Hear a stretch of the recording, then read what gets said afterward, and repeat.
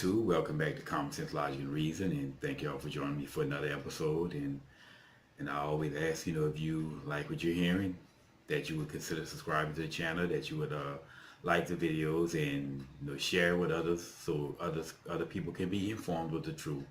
Because we need to get the information out there to as many people as we can.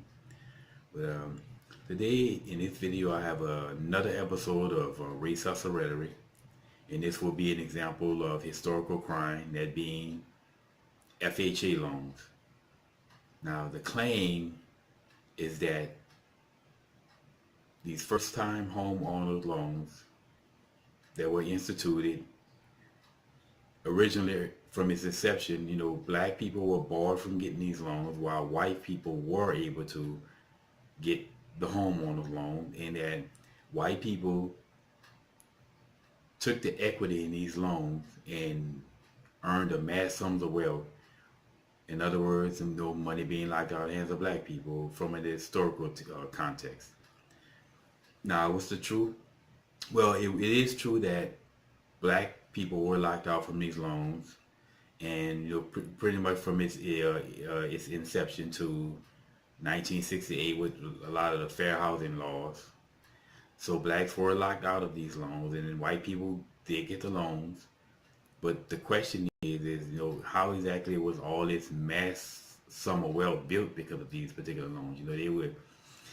They act as if the race hustlers, they act as if these were like the greatest loans ever in the history of the world. It is never been any loans since it, back then anyway, because it's still it's still in existence. And then when white folks are getting these loans, all the angels in heaven were rejoicing, and there was beams of rays of sunshine from heaven beaming down on these loans when white folks were signing them. And I'm like, well, as if there are no other loans ever in this country. I mean, all the loans, business and homeowners that happened prior to this, and it happened since that time frame. You telling me these were the special loans and there's no other loans?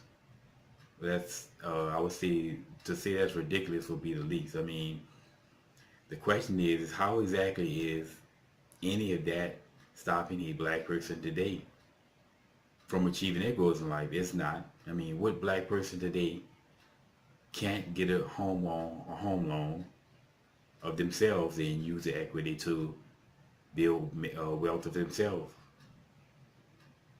No black person. I mean, any black person who meet the minimum qualifications, has a good credit, of course, the good credit, meet the minimum qualification, can get a home loan, and can pretty much get any loan that they qualify for.